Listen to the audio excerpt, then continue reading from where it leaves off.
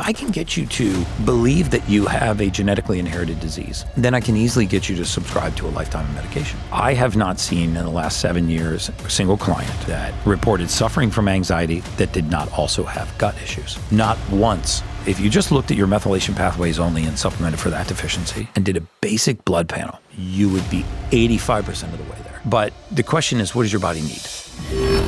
You're listening to The Human Upgrade with Dave Asprey. With genetics today, you and I are both very interested in methylation. I have MTHFR. I've been managing my homocysteine levels. You're a motherfucker. Since I was in my 30s, and a COMT issue as well. Walk listeners through what methylation is and why it's a big issue. Methylation is also called one-carbon metabolism. It is essentially, the best way that I can explain it is how the body takes the majority of raw material and converts it into the usable form. So I always use the example that we pull crude oil out of the ground. But you can't put crude oil into your gas tank because the car doesn't understand that fuel source. Crude oil has to be refined into gasoline. Once it's refined into gasoline, the car understands that fuel source. This is very true at a cellular level in our body. I mean, virtually no compound that we put into our body, virtually nothing, no vitamin, mineral, amino acid, protein, carbohydrate, fat, nutrient of any kind, gets used in the format that we put it in, right? We eat to feed our bacteria eat to feed us. And cellular biology is no different. When you look at things like, for example, folate or methylfolate, because MTHFR is one of, you have it, I have it. It's one of the most common gene mutations in the world. So this methylene tetrahydrofolate reductase enzyme basically will take folate, it will put it through a sequence of reactions, right? It will begin to refine folate. So it's taking the crude oil, it's beginning to refine it into gasoline. And one of the last stages of refining is turning a form of folate into something called 5-methylfolate. And methylfolate is the bioactive form. It's when the DNA is replicating, it is what will stop the DNA from going into something called S-phase arrest, which is a protective mechanism that's used to keep mutations from being passed on and from bad genes from promulgating. And so imagine the DNA unzipping and rezipping and unzipping and rezipping. And as it's rezipping and it's twisting itself back together, if it goes into S-phase arrest, it sort of stops the process. Methylfolate is one of the nutrients that's required to continue that assembly. And so now you have this, let's say you have MTHFR. If you were to look at a diagram of cellular biology, you would see that folic acid, which is a man-made chemical. It's entirely synthetic, for the record. It doesn't exist anywhere naturally in nature. You cannot find folic acid anywhere on the surface of the earth. Please stop taking it if you're pregnant. Thank you. Take methylfolate. So folate from green leafy vegetables and folic acid enter the cycle at the same time. They go through this process of being refined, and then they hit the MTHFR enzyme, the enzyme that the MTHFR gene codes for. Once they hit this enzyme, if that code is not there, that last conversion process doesn't occur. And ditto this for, hundreds of other methylation genes, right? There are ones for coenzyme Q10 that can convert it to ubiquinol. There are methylation genes for catecholamines, the fight or flight neurotransmitters, the downregulation of catecholamines. The more you are impaired in the down-regulation of catecholamines, the more likely you are to experience fight or flight-like symptoms. Or PTSD even. Hence anxiety, anxiousness, rapid heart rate, all of the activities that go with awakened mind and all of the activities that go with a fight or flight outcome. So methylation is this process of taking the raw material and converting it into the usable form. I personally believe this is one of the most overlooked things in all of modern medicine, that deficiencies can lead to the expression of disease. So, for example, we've had 150,000 patients come through our clinic system, more than now, probably 190,000. I have not seen in the last 7 years a single patient, a single client, and I don't have patients. I'm not licensed to practice medicine. I want to be clear about that. I'm not a physician. I'm not licensed to give medical advice, but the people that work for me are. And I did not see a single patient come through our system that reported suffering from anxiety that did not also have gut issues. Not once. So they would report rampant anxiety, that's not tied to their outside environment. And at the same time, they would report some combination of gas, bloating, diarrhea, constipation, irritability, or cramping throughout their lifetime. And these are the people that have been down the gut microbiome route. They've been down the food sensitivity route. They've been down the food allergy route. They've done elimination diets.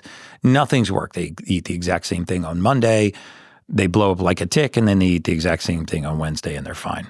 So why is this? It's because methylation, when we have deficiencies in key raw materials because of a genetic mutation, right, that does not allow that raw material to be converted into the usable form. If you can't make this conversion, you have a deficiency. And these deficiencies are like the hub of the wheel. They make a patient crazy because it's the one thing that goes wrong that causes everything. Yeah. And the next thing you know, they have a mood disorder. Mm-hmm. They have gut dysbiosis. They have sleep disruption. They have anxiety. They have hormone imbalance. Unhealthy children, right? And so is it possible, and this is one of the reasons why I left my previous industry and got into the wellness space, was it became glaringly apparent to me, Dave, that the majority of people are not living healthier, happier, longer, more fulfilling lives. It's not because they don't have red light therapy or they're getting too much blue light or, they're not getting sunlight in their eyes in the morning, which are all great things. It is because of nutrient deficiencies. Agreed. And as the soil has become increasingly more nutrient deficient, our cellular biology is bathed in a toxic soup, and then we are not giving our cells the raw materials that they just simply need to do their job, the basics. Just like they say you can't supplement your way around a bad diet. You kind of can, though. At least if the diet's deficient in minerals, you can take minerals. It's better than the bad diet. A highly processed diet. You should do both. Yeah, you should do both. So the whole point is that, I like the methylation testing as a baseline because this tells you what you're deficient in. And if you meet the deficiency versus supplementing for the sake of supplementing. I mean, you and I both know, and we're probably victims of this ourselves. I mean, you can get paralysis of analysis going down the supplement bandwagon. I can sit here and make an argument for ashwagandha, for CoQ10, for St. John's wort, for reishi, for cordyceps, for just, there's so much out there that you could make a very valid argument for. Mm-hmm. Resveratrol is great for you. But the question is, what does your body need? And if you don't meet the deficiency, and we believe this in cellular biology, right? I mean, if that leaf started rotting in that plant right there, well, actually that's a fake plant. But I just realized. It's not my plant, just so we're clear. It's not your plant. Okay, good. But if that were a real plant and the leaf started rotting in that plant and you called a true arborist, a true botanist out to look at that leaf, they would not touch the leaf. They would core test that soil. And they would say, you know what, Dave, there's no nitrogen, there's no phosphorus, sulfur in the soil. They would add that compound to the soil and the leaf would heal. And very often, you see this in human beings. If you're deficient in methylfolate, what happens? Well, your gut motility is messed up. And what happens when you mess with the motility of the gut? You get all of the consequences of things like irritable bowel syndrome, and they're not correlated to what you're eating. And it drives people crazy because we very often overlook this conveyor belt-like pace to the gut, right? So if we're not moving at the right rate and eliminating waste at the right rate, now all of a sudden we got constipation or cramping or bloating or diarrhea or irritability or any number of other things. And we're like, what did I last eat? What's going on with my gut microbiome? And the truth is, if you're deficient in methylfolate, that peristaltic activity is impaired. And so very often we can address a myriad of issues. It's like the bullseye of the target. When we do a methylation test, we find out what we're deficient in and we supplement for deficiency. I always say that if you want to see magic happen in human beings, give their body the raw material it needs to do its job and then get out of its way. Rarely in my 20-year career did I see that diseases and pathology were things that were happening to people. There were things that were happening within people. Right? I mean, if you think about all cancer all cancerous cells were at one time a healthy cell. So the metabolism shifted.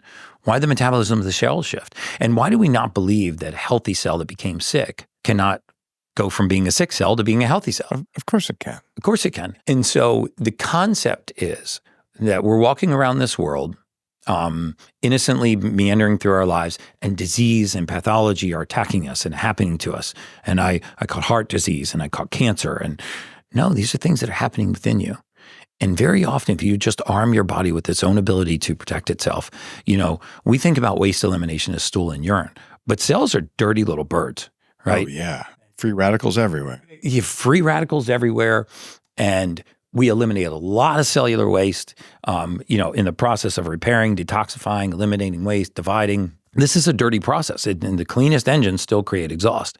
And if you're not eliminating that waste, then it backs up and blows the motor.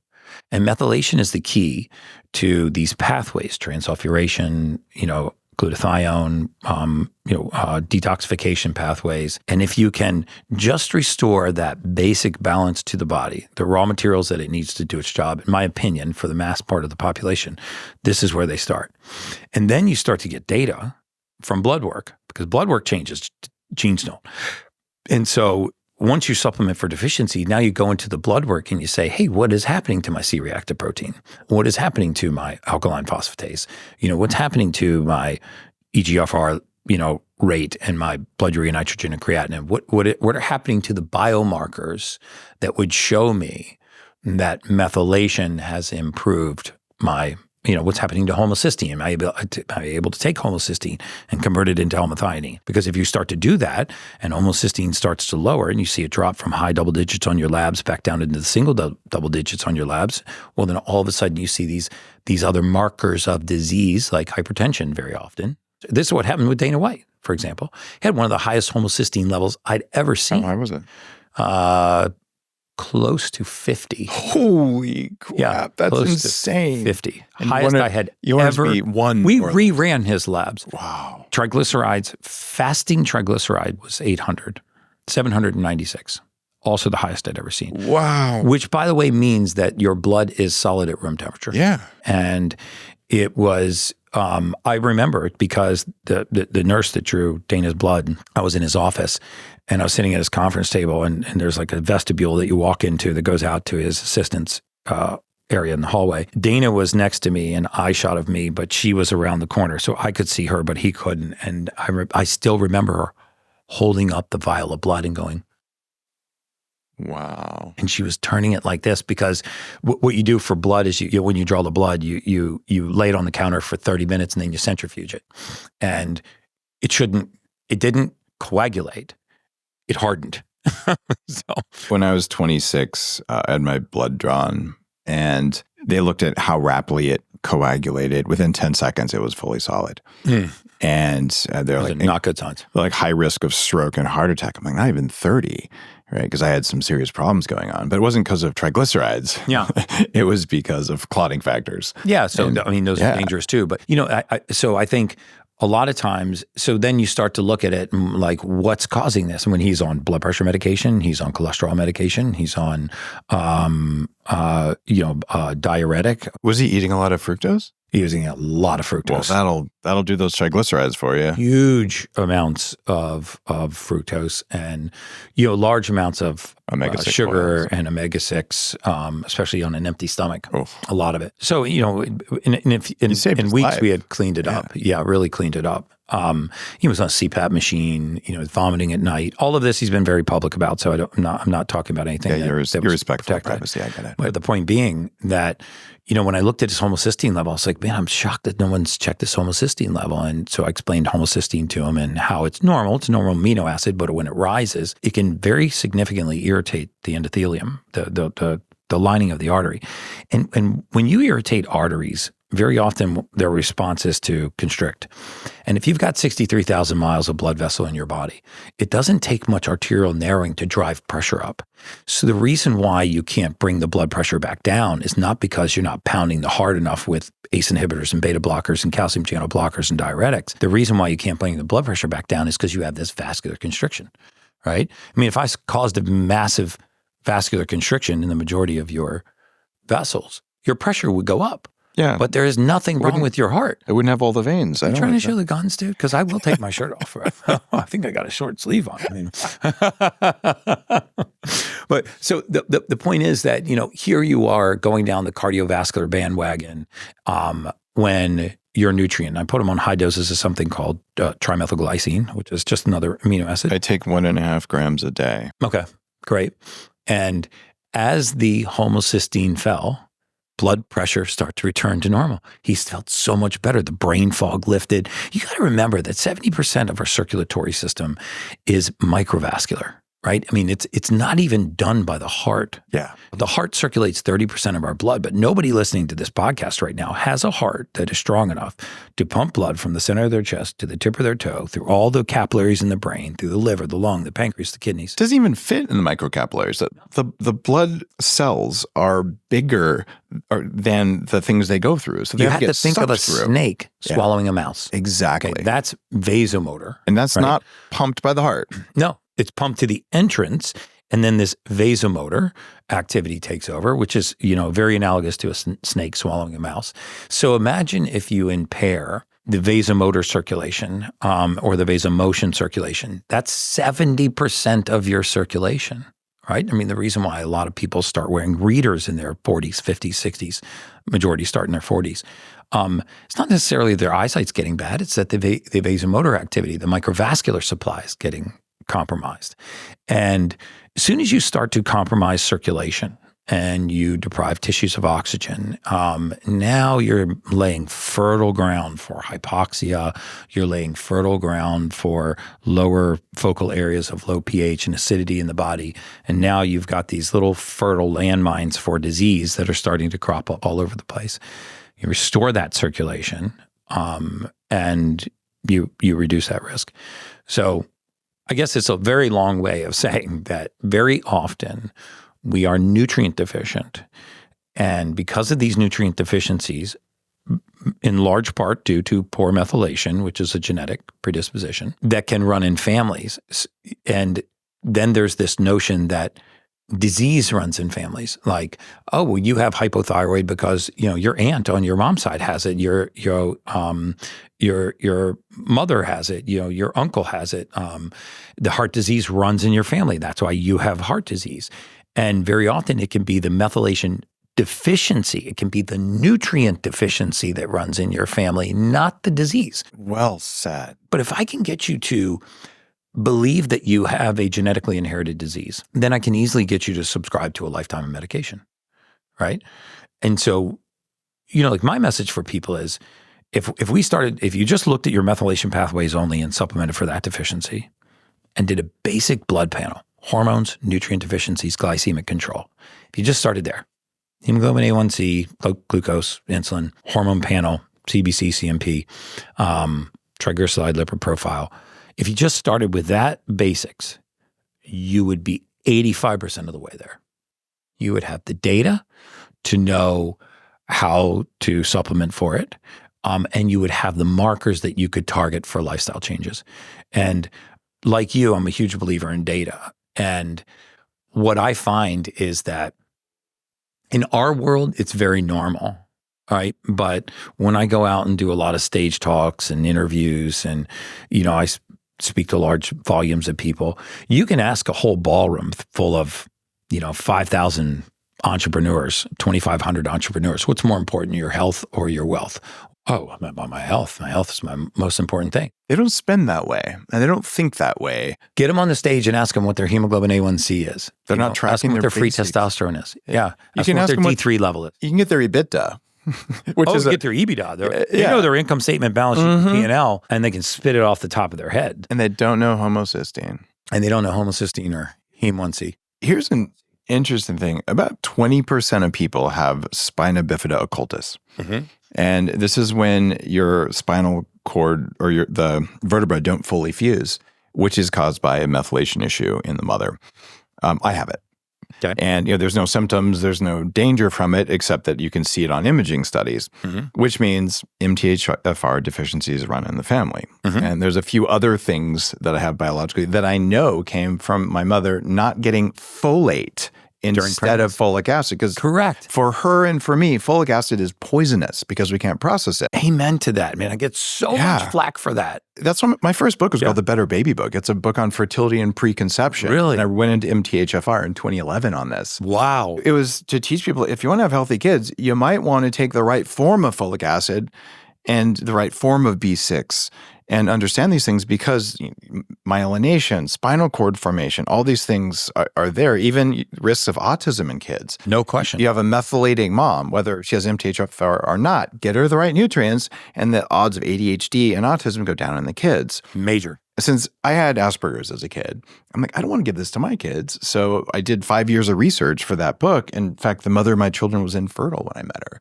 And we restored fertility by restoring methylation, restoring minerals, restoring fatty acids, getting toxins out. And so many people can do this. And we have an epidemic of low fertility. My 30-year-old friends, Massive. they're saying, I hope we can get pregnant. When I was 30, it was, I hope we don't get pregnant. Yeah, exactly. So something shifted, and this methylation thing is one of them, because methylation also helps you get rid of environmental toxins. And if you're a bad methylator, or even if you're a good one and you don't have the nutrients you need, you can't get rid of the toxins that are getting in the way of your fertility. And even if you don't want kids, fertility is a marker of youth for longevity. So you want to be fertile, even if you don't want kids, for as long as you can. Man, I so totally agree with you. I love it that you've taken the MTHFR and some of the other sulfation pathway things, and you're really talking about this over and over and over, because we need this in society. It's a foundational part of biohacking, and it is blood work based.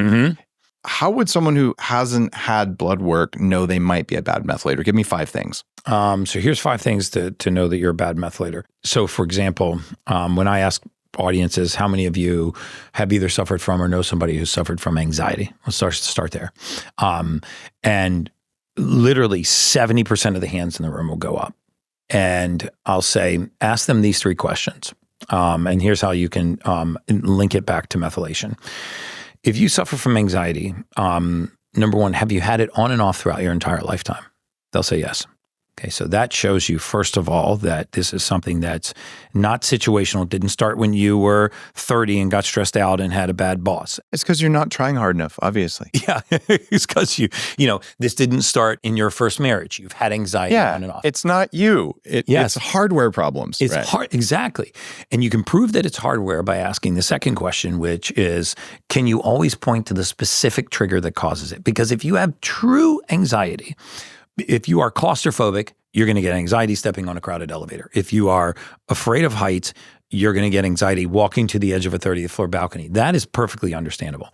But when you are sitting around at dinner with your family in a quiet environment and there's no presence of a threat, for you to just start being overwhelmed by anxiety, this is dysregulation of catecholamines, which I can go into later. But so number 1, have you had this condition on and off throughout your entire lifetime? Number 2, have you had the condition of gas, bloating, diarrhea, constipation, irritability, or cramping on and off throughout your entire lifetime? Gut dysbiosis and irritable bowel syndrome, if you will, which I think is kind of a nonsensical term. It's just sort of a term for the group of symptoms. Have you had that on and off throughout your entire lifetime? Do you have any of the following: attention deficit disorder, attention deficit hyperactivity disorder, bipolar, manic depression, and trouble focus and concentrating? These are all highly linked to being a poor methylator. And they are called mood disorders or mental illnesses, but nobody ever really tells these people what they are. Like if you suffer from anxiety or attention deficit disorder, nobody says this is what attention deficit disorder is, or this is what anxiety is. Like very specifically, if you ask 100 people, 100 therapists, what is anxiety? If you ask 100 people that suffer from it, they will describe the characteristics of anxiety. But the truth is, anxiety is very specifically this. It is a rise in a class of neurotransmitters called catecholamines, of which there are 4. Let's go deep on catecholamines. We can go down to I love catecholamines too. So catecholamines, epinephrine, norepinephrine, ephedrine, dopamine, these are part of the fight or flight response. So you walk out of this room and some guy is standing in front of you with a knife.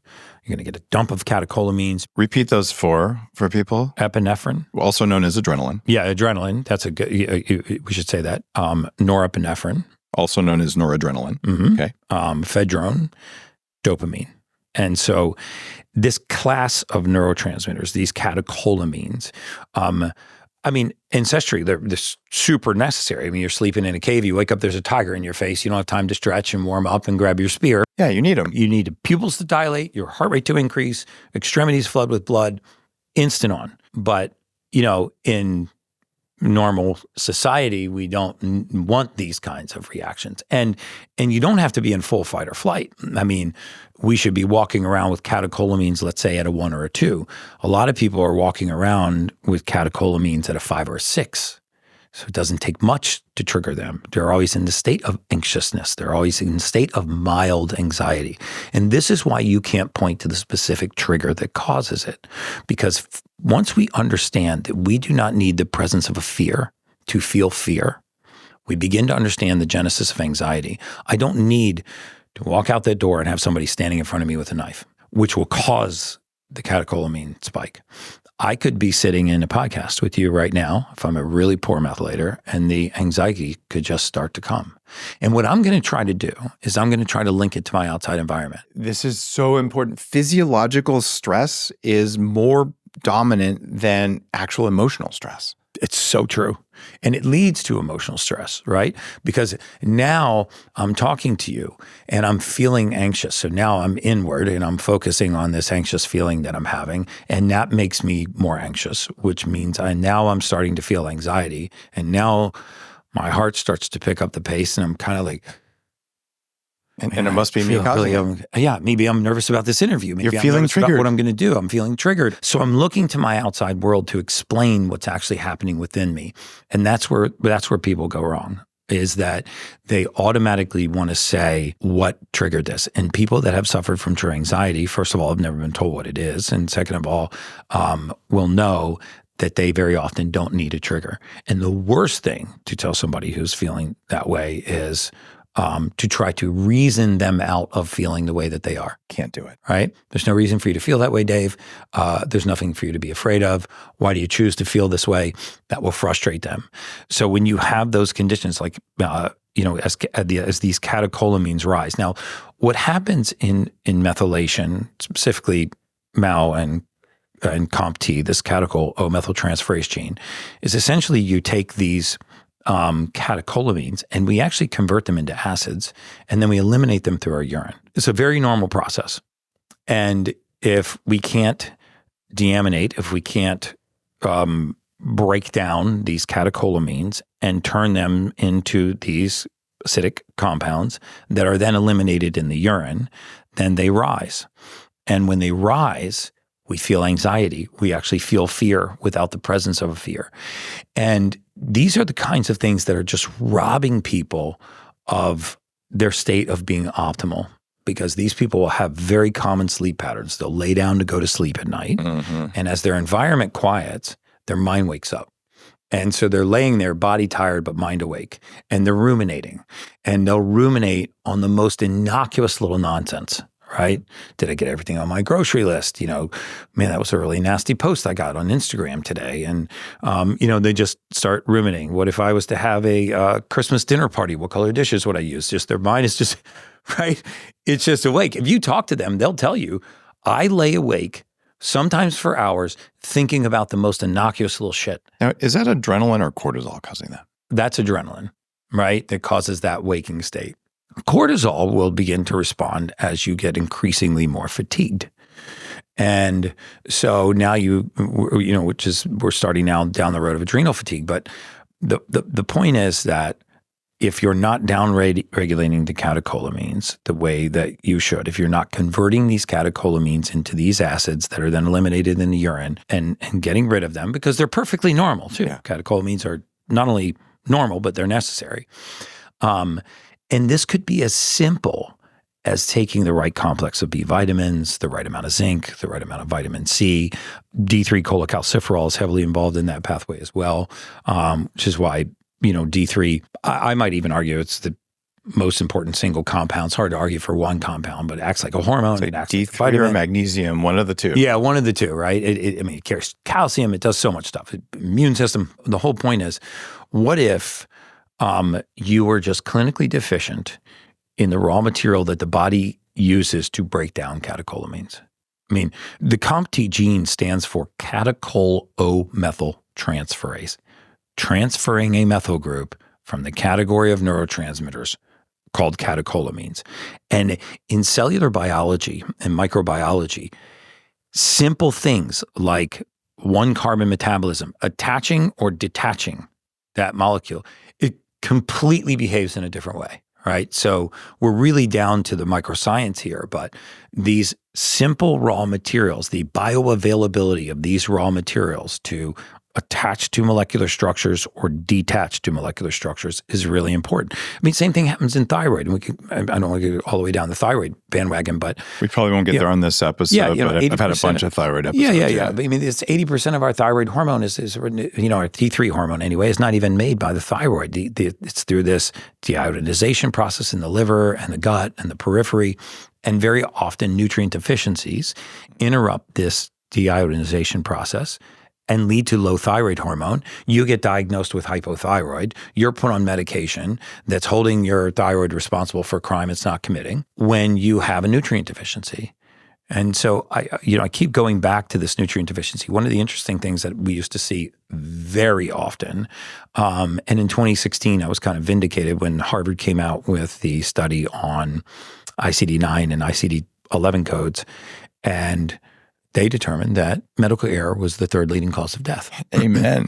And I also get a lot of flack for that, but you're welcome to look up the study, Harvard University 2016. Iatrogenic death is a big thing. Iatrogenic death, physician-induced death.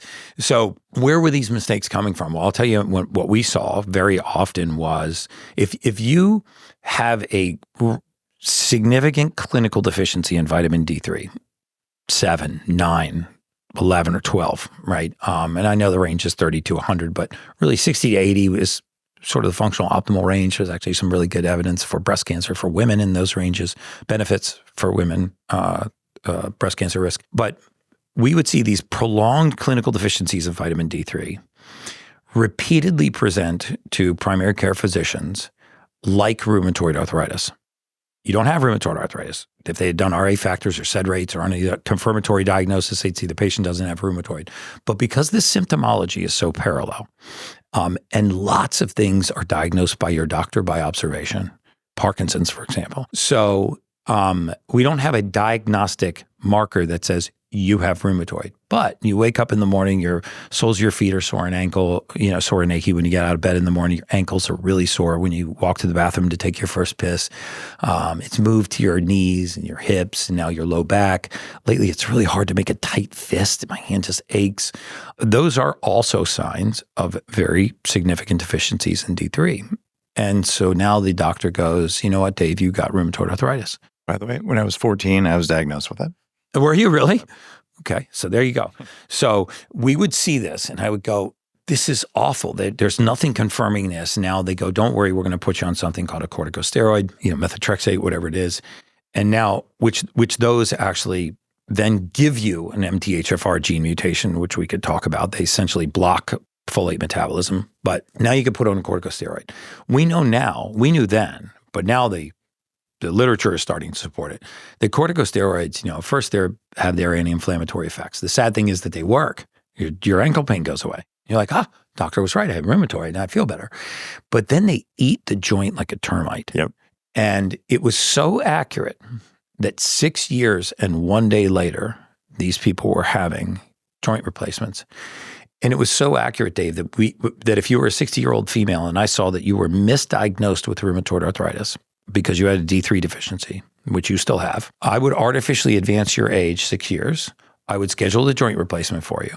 And then after I scheduled the joint replacement, I would begin to reduce what we called the ambulatory profile, which is how well you ambulate. As you reduce the ambulatory profile, you could bring in all the diseases that exacerbate with reduced ambulation. Check this out. Diagnosed at 14, first knee surgery at 20, 6 years later. There you go. Wow. There you go. You nailed it. It's proof positive. Nailed it. Yeah.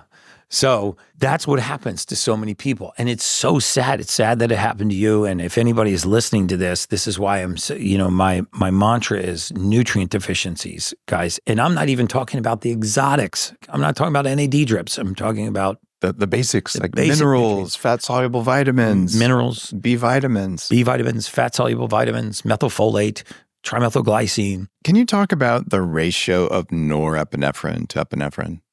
I won't say that I know a lot about norepinephrine to epinephrine ratios. I do know that catecholamine metabolism and catecholamine ratios are significantly impact mental illness. In fact, the categories of diagnoses that they use to slot people between attention deficit disorder, attention deficit hyperactivity disorder, bipolar, schizophrenia, manic depression, all of these different mental illnesses are directly related to the ratios of catecholamines to one another. You nailed it. Thank you. I have some data for you on that. Okay, Just good. Personal anecdotes that just illustrate how important what you're saying is. My mid-20s, I was desperate. I'm having this brain fog. My career in Silicon Valley is taking off. I'm in pain all the time. I'm fat. Just nothing works. So one of the real cutting-edge physicians I worked with back then ran my epinephrine to norepinephrine ratio. And I always get them backwards. I forget if it's epi to norepi. That's what I do too, yeah. So anyway, it's the ratio of the two. And a normal healthy ratio is 4-1. Right. And when you're burned out, the ratio goes up maybe to 10-1. My ratio was 46-1. So I was 10 times burned out. Wow. And I didn't even know that I was feeling anxiety all the time because it had been present my entire life. Mm-hmm. And so knowing this, like, well, you have some adrenal fatigue here, but it wasn't actually adrenal fatigue. It was a bunch of other stuff like methylation, like lack of vitamin D and things like that. A couple of years later, I'm at my first personal development event.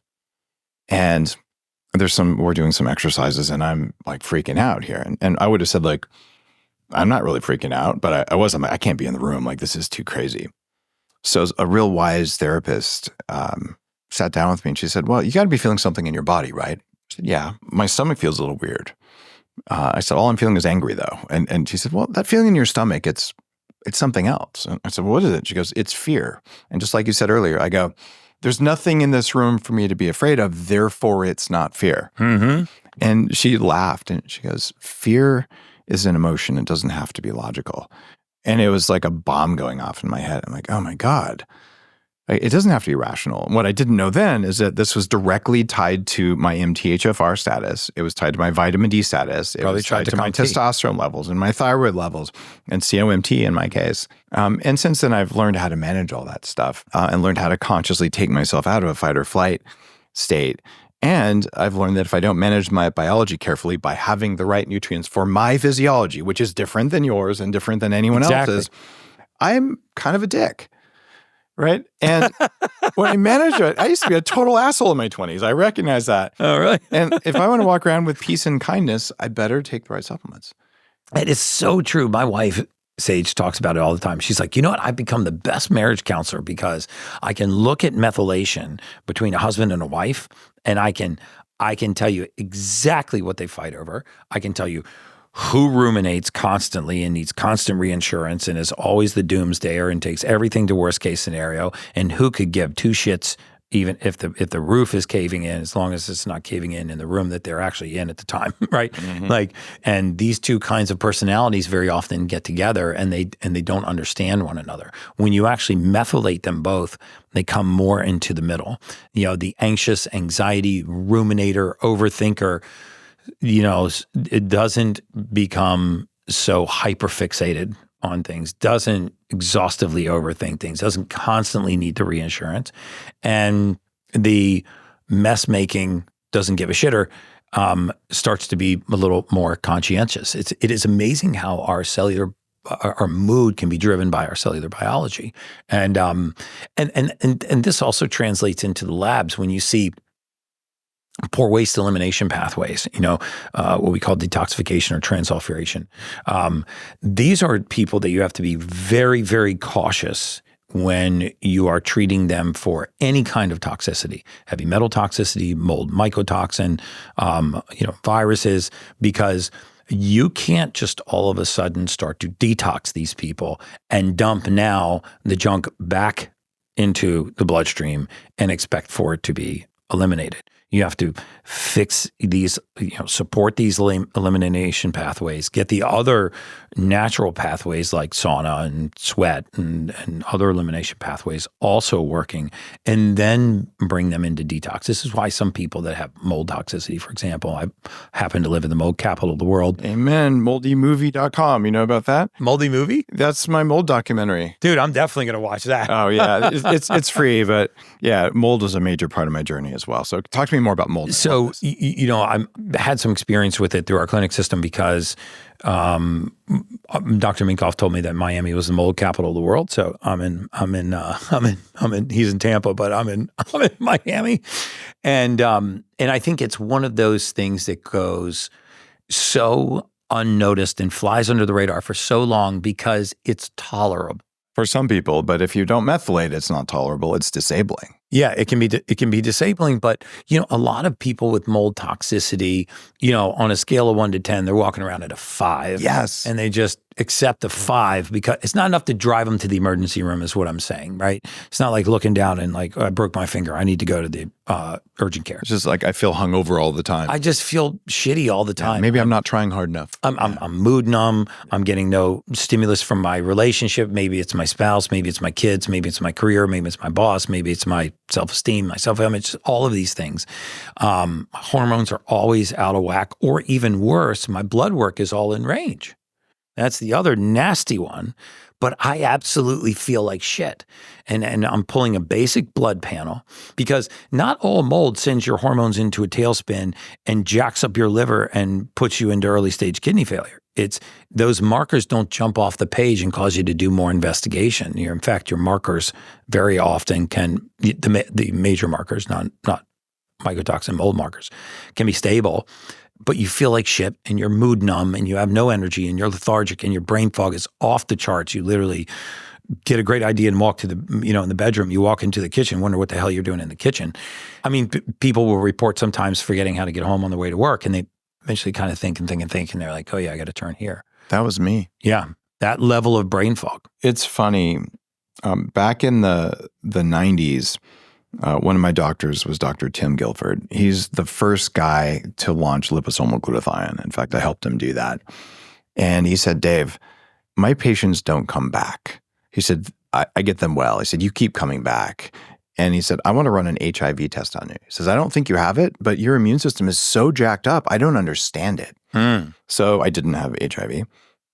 And he did run a mold allergy panel, and I was allergic to 8 of the top 10 toxic molds, which was a clear indication of exposure. I'm like, aha, now I know what it is. One of the reasons I was so fat is zearalenone is 10,000 times stronger than human estrogen.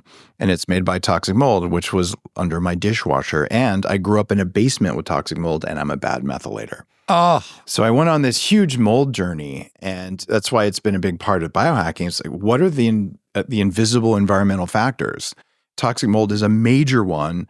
That's why moldymovie.com is free for people. That's why I make Homebiotic, which is a bacteria. I'm going to make sure that I put Moldy Movie on. Oh, yeah. I didn't know about that. That's we great. should talk about Homebiotic too. I know about Homebiotic. You do. I use Homebiotic. Very few people know about it. I invented that stuff because I just needed something to do. And I have a lot of compassion for kids because every public school is moldy. And given what, 1/3 of kids don't methylate well, and they're disabled by the air in their classroom, and their parents think they have ADHD. So this is one of those things that's a mission for me. I love you're talking about this, man. I love talking about this too because I almost think, for example, I spoke at an ozone conference not too long ago, and in Orlando. Pretty progressive group of physician, and Schallenberger and some of them. I love Frank Schallenberger. Yeah. So I mean, and he's done amazing stuff for our team, and I am an absolute just major proponent of ozone. I have a HOCAT machine in my master bedroom. That's how much I like ozone. The HOCAT ozone machine or the full steam sauna? The full steam HOCAT. Aren't you worried about the steam making molds? I always have a hard time getting the steam out of my room. No, I just open the doors and there's a very little bit of steam, but I also have a 0.1 micron air filter, and then I have an ozone filter in the room too. So when we leave, you hit a button and it actually runs ozone gas into the air. But whenever we're in there, even though it has this destructuring thing that sort of vacuums out I think it puts it through a carbon filter and sort of sucks the steam out. And when you open it, it does let a little bit of steam out. But in Miami, especially in the winter, I'll open the door. And As long as you have big doors that open. yeah, big doors that open. Get in a Hocat. I run an air filter that really filters the air down 0.1 to 0.3 microns, and then I run this ozone thing when we leave.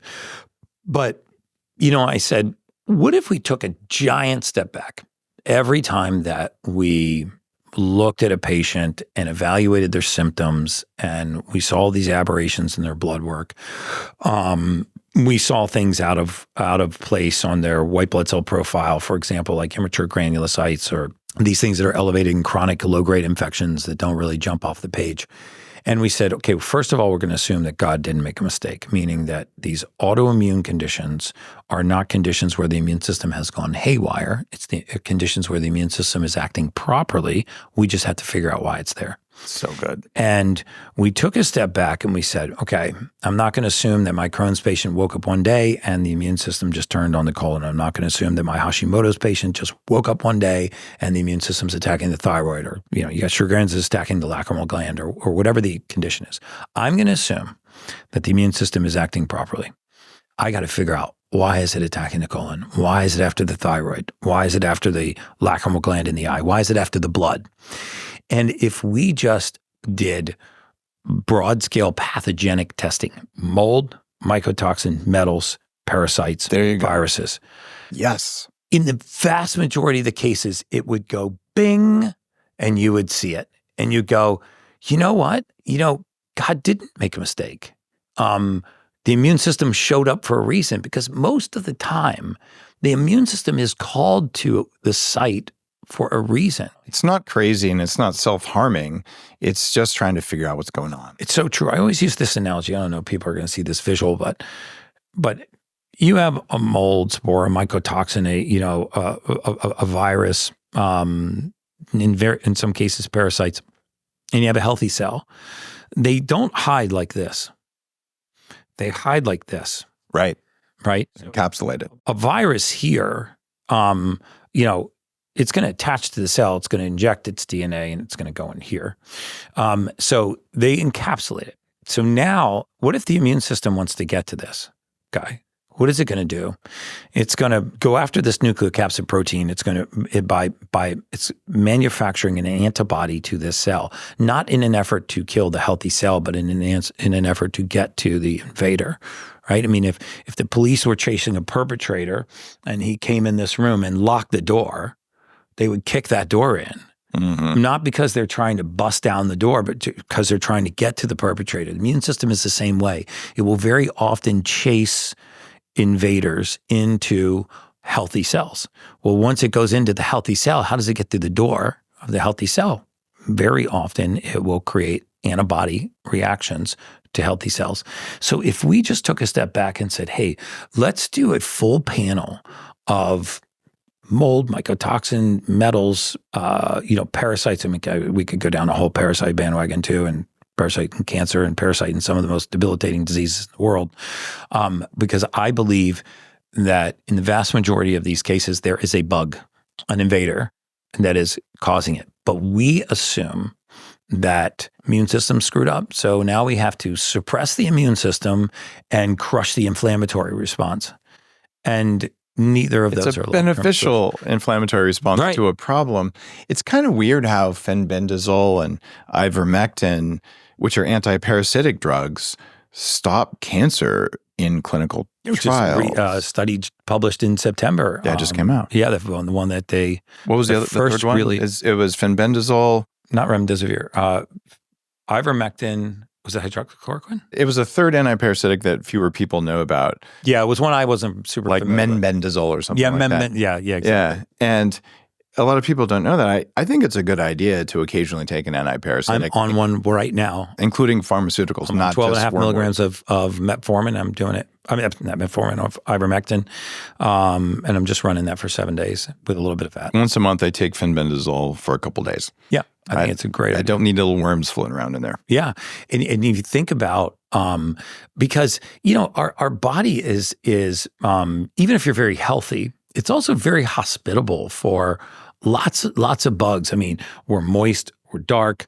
There are corners it can hide. You know, viruses are infamous for hiding in the dorsal root ganglion and coming back out. So like sometimes when we do testing, they don't show. Very often metals don't show. In a lot of these Hashimoto's patients, for example, you know, you have metals embedded in the thyroid. Oh, yeah. We had several Parkinson's patients over the last few years that were diagnosed with Parkinson's by observation, and our clinical team did full viral panels on these patients and said, well, you've got one of the highest West Nile viral titers we'd ever seen.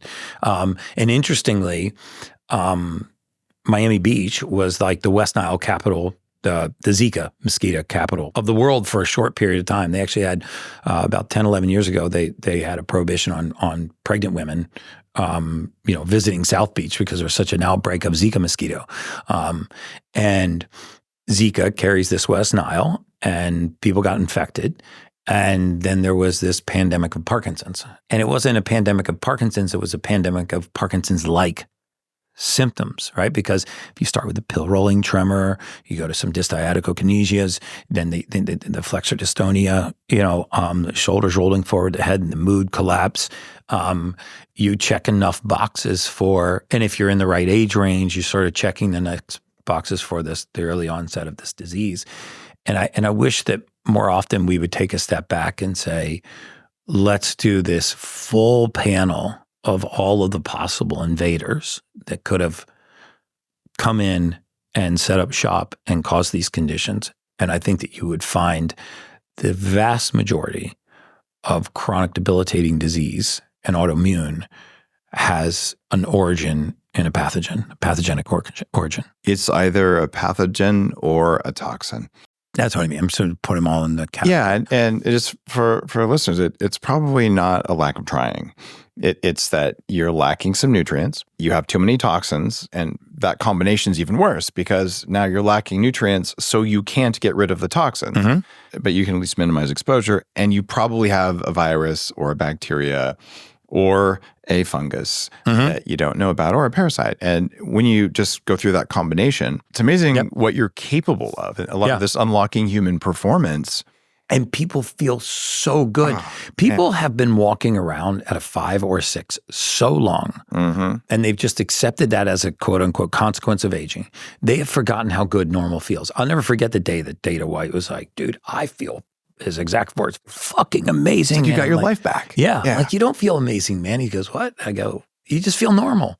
That's how good normal's supposed to feel. We're supposed to thrive, right? That was where the name Bulletproof came from back when I was running Bulletproof. It was like Bulletproof, the state of high performance. Like, yeah, like I've got this. I feel bulletproof. Right. And it's like, what are the words to say? I can handle anything life brings today. And that's our natural human state. Yeah. Dude, I wake up the now ultimate and human. Fuck yeah, man. Like, another day. I'm like so excited. And you talk about intellectual curiosity a little bit at the beginning of the podcast. I'm like, I'm so intellectually curious, right? Like, I'm curious about to finish your book. And I'm intellectually curious about, I've been deep down the rabbit hole of hydrogen water lately. And oh yeah. Tyler, have you interviewed him yet? Tyler's amazing. Yeah. Yeah. I mean, I think talk about going deep in the cellular biology. I think I had him on 8 years ago. Did you really? To He's talk come about a long hydrogen. way. Yeah, Do you know that he's a professional arm wrestler? No. I found that just I had so no odd. idea. He's in great shape. I just saw him at the he was at the Biohack. But you know where you and I got the award in Vegas a few weeks ago, and he's a professional arm wrestler and got a PhD. But that guy, I definitely need to have him on the podcast, and I just got to keep him too deep out of the rabbit hole. But he'll go down really deep on hydrogen. But we're both sitting here drinking hydrogen water. I drink it constantly. I mean, there's an amazing site called hydrogenstudies.com. But interesting, there was a study published in the Journal of Experimental Gerontology in November of 2021, if you want to look it up. Amazing study. And essentially what they did was they took 70-year-old men and women, and for 6 months with a placebo-controlled group, it was a randomized trial, it was very well controlled. One of the best studies I've seen, because some of the studies I think, you know, are somewhat anecdotal, because it'll be like a single study. Somebody gets a concussion and, you know, they put hydrogen in the buccal fold, And their symptoms, on the concussive scale, their symptoms got cut in half. And on the severity scale, their symptoms got cut in half. But it was a single person. And even though it was the only line that they used, or they have an ankle sprain and they soak it in hydrogen water. But this was a really well done, randomized, placebo-controlled, double-blind clinical trial. And they actually used a TET2 enzyme to measure methylation. And they looked at choline levels in the brain. They looked at markers of inflammation, including homocysteine, C-reactive protein, creatine phosphokinase. They looked at their sit-stand numbers, the ratio, and across the board. And they actually measured telomere lengths. It lengthened their telomeres. It improved their sit-stand ratio. It improved their cognitive scoring. It increased choline levels in the prefrontal cortex. It improved methylation. They reported better sleep, but measurably improved both REM and deep sleep, which means they're improving lymphatic drainage. And so, it is a phenomenal study. If you don't believe in hydrogen water or hydrogen tablets, you should read that study. Love it. And so I went deep down the rabbit hole and said, I've been drinking these, hydrogen water out of this bottle, but sometimes it's inconvenient for travel. And Tyler's associated with this guy, Alex, who's patented a process of compressing elemental magnesium with some organic acids. And when you drop the elemental magnesium with the organic acid into a glass of water, you get super high part per million hydrogen gas. And it makes it so easy to travel. And it's less than $1 a day, so it's not something that's expensive. But you want to talk about improving the absorption of your vitamins, minerals, amino acids, feeding a whole class of bacteria in the gut, hydrogen gas. I think for me, that maybe next to red light, is probably the greatest biohack. Yes. The more I read, I have my Kindle with me now. The studies are insane on hydrogen. The studies are insane, and it's so cheap. H2 tabs will cost you, less than $1 a day. And the nice thing is, if you look at all of the studies done on human beings, there are no adverse events. Yeah, it's except for blowing up if you have too much. Yeah, you can. I got to ask. It's also about okay. I got to ask you this. Don't smoke around your hydrogen machine. Don't vape. I've also experimented with CO2, which increases the more CO2 you have, the more you absorb oxygen. So one of the easiest ways to get CO2 in is rectally. You ever done rectal hydrogen gas? I've never done rectal hydrogen gas, but I have done transdermal CO2. The HOCAT machine does that. I've never done rectal hydrogen gas. It's on my list of things to try. I haven't tried it, but I probably will. But they're tablet form now, so maybe I'll give it a whirl. But I guess you could do a hydrogen water enema if you wanted to, but water is good. It's better to put air in the back door because then you don't have to deal with any mess stuff. Yeah, mess stuff. It's funny. We Ben Greenfield is a good friend of mine, came over the first time that we met face to face. We'd known each other, through the industry. He actually came and spent a few days with me. And he walks into my condo, and he hadn't met my wife yet. So my wife's in the kitchen, and he comes in, he throws his stuff down, and we're all just chatting it up in the kitchen. And all of a sudden, he squats down in my kitchen, pulls his pants down, and he had just gone to see John Laurent, and he had an NAD suppository and a suppository of something else. Pops the suppository in, stands up, buckles his pants. He doesn't just go to the bathroom and do that? Right in the kitchen. My wife was right there. That's socially awkward. Looking at him, I'm like, "Hey, Ben, great to meet you." True story, Ben. If you're listening, I love you, brother. And washes his hands in the sink, dries his hands off, and then fully inverts himself on my refrigerator. And my wife literally looks at me and she goes, "How long is he staying?" I go, "Babe, you're going to grow to love him. He's staying here for 3 days." And by the end of the third day, she did love Ben. But it was just, when you talk about the rectal route, that story just pops to mind. I've told it a bunch of times. I give Ben, what was I going to say? I give Ben shit about it. I've had a lot of things in my butt. Yeah. All the suppositories and gases and ozone. And, it's especially with the history of GI issues that I've had. I don't have a lot of GI issues now. Rectal vaginal ozone, our clinical team's huge fans of that. And if you think about it, once you get over it's rectal vaginal, once you get over the ick factor, the 4-year-old ick factor, these membranes are highly conductive, meaning they're very good ways to get as good as compounds an IV for a lot of these things. into the body. And rectal and vaginal ozone, I've never done it with hydrogen gas, but with the HOCAP machine, our clinical team does it quite a bit. I love the transdermal route. We use the CO2 gas, which, contrary to popular belief, is the main vasodilator in the human body. It's actually not nitric oxide.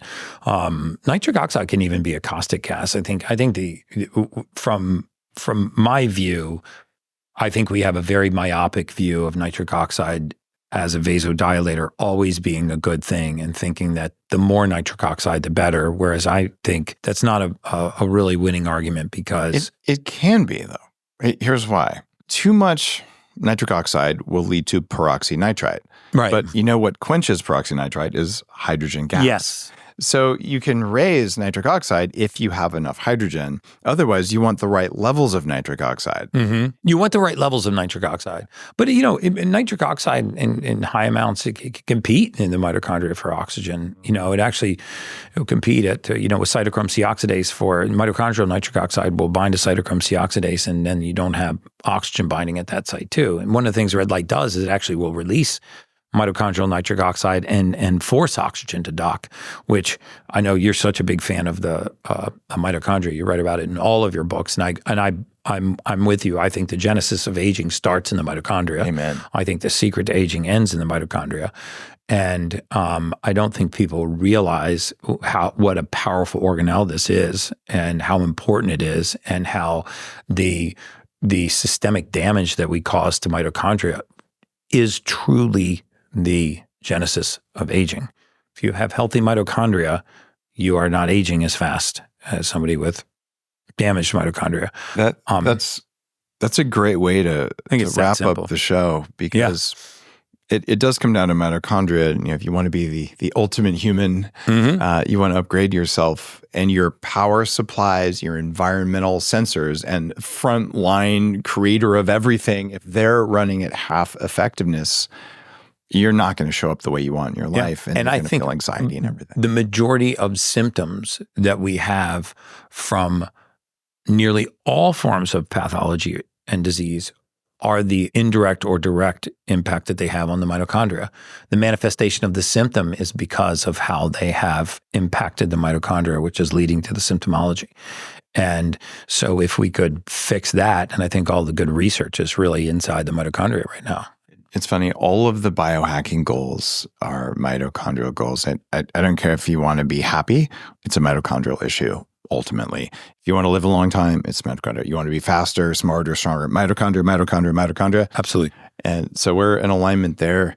And Gary, thanks for helping to make biohacking more and more of a global household term. This is an industry that some industry analysts say is worth $60 billion. And it started with 100 people in a bar in 2014 at the first biohacking conference. Wow. And we've got our next biohacking conference coming up in May here in Austin. It's biohackingconference.com. And it's a movement that requires hundreds of leaders and voices globally helping to share knowledge. I'd like to be speaking there. Yeah. So thank you so much for your contributions. You're very welcome, Dave. And it's been an honor to be on your show. I've followed you and read your books, and been a fan of yours for years and years. And just to be sitting with you here, it's a true honor. Guys, thanks for tuning in. I think you learned a lot on this, whether it's mold, mitochondria, most importantly, MTHFR, where Gary's really shared a lot of knowledge. And if you haven't ever looked at your catecholamine levels and you feel like crap all the time, you're always anxious, there's so much wisdom for you in this episode. If you like it, leave a review. Thank you. See you next time on the Human Upgrade Podcast.